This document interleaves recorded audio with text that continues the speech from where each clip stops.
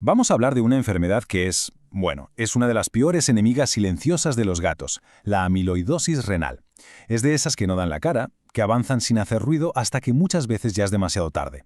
Pero ojo, porque la ciencia no se queda quieta, y una investigación muy reciente nos está dando nuevas pistas, nuevas herramientas para poder, por fin, desenmascararla a tiempo. Vale, vamos a lo básico para entender de qué va todo esto.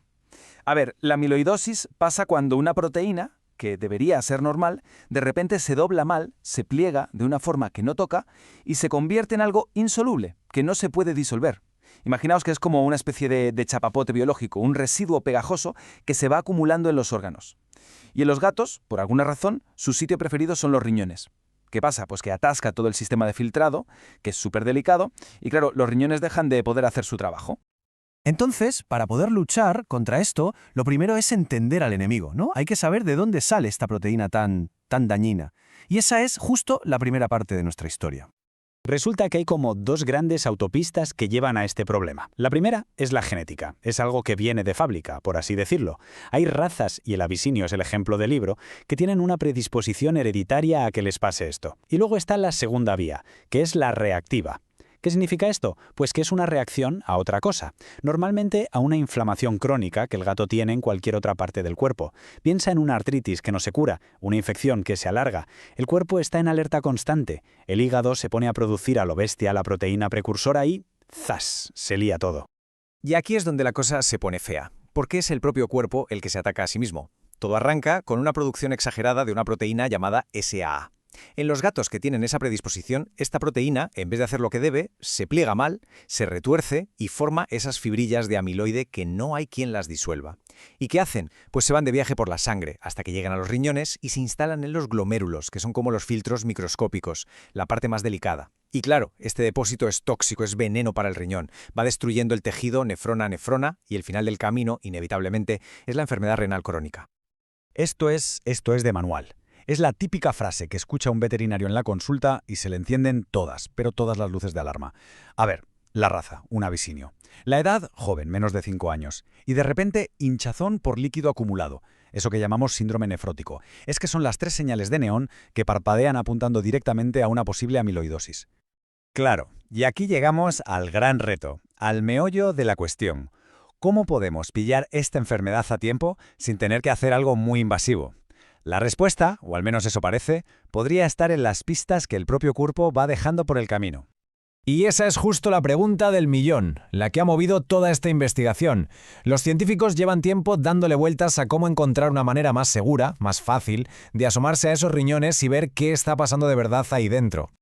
Es que, hasta ahora, para saber al 100% si era amiloidosis, la única opción era una biopsia de riñón. Y eso son palabras mayores. Implica anestesia general, abrir, coger un trocito del riñón. Es un procedimiento con riesgos, claro, como que sangre. Por eso mismo, la comunidad científica llevaba años buscando desesperadamente otra cosa, una alternativa menos agresiva. Y la gran pista, la clave, la encontraron en un sitio tan simple como la orina.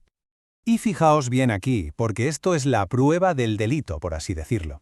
Lo que vemos confirma visualmente esa pista principal. A ver, si los filtros del riñón, los glomérulos, están atascados y dañados por el amiloide, es como si un colador se llenara de agujeros, se vuelven porosos. Y las proteínas, que son moléculas grandes y que en un riñón sano no se escapan, aquí se cuelan a lo bestia hacia la orina. Es una fuga masiva. Lo que muestra este gráfico de forma súper clara es que los gatos con amiloidosis tiran por la orina una cantidad de proteína brutal, muchísimo más alta que otros gatos que también tienen enfermedad renal, pero por otras causas. Y este número es la clave de todo. El estudio vio que la media del ratio BPC en los gatos con amiloidosis era de más de 4.0. Para que nos hagamos una idea de lo que significa, un gato sano tiene ese mismo ratio por debajo de 0.4. Es más de 10 veces la cantidad normal. O sea, es una diferencia abismal, una bandera roja enorme que le dice a cualquier veterinario, ojo, aquí está pasando algo muy, muy gordo. Pero, cuidado, porque tener mucha proteína en la orina es una pista muy buena, sí, pero no es la pistola humeante, no es la prueba definitiva, podría ser por otras cosas. Los científicos necesitaban algo más, algo que fuera único de esta enfermedad. Necesitaban encontrar, por así decirlo, sus huellas dactilares a nivel molecular. Y aquí es donde entra en juego el concepto de biomarcador. Es exactamente eso, una huella dactilar biológica. Es una molécula muy específica que, si la encuentras, es como encontrar el ADN del culpable en la escena del crimen. Te dice, sin lugar a dudas, que la enfermedad está ahí.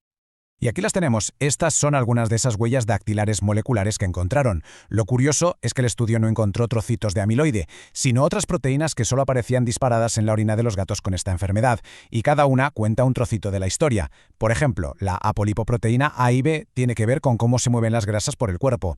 El complemento C4 y el factor de coagulación IX están metidos en temas de inflamación y coagulación. O sea, su presencia nos está chivando que hay un montón de procesos biológicos muy concretos que están completamente patas arriba por culpa de la amiloidosis. Muy bien, ya hemos visto la ciencia, los datos, pero ahora vamos a lo importante de verdad. ¿Y todo esto en qué se traduce? Porque es una buena noticia para los gatos y para quienes vivimos con ellos.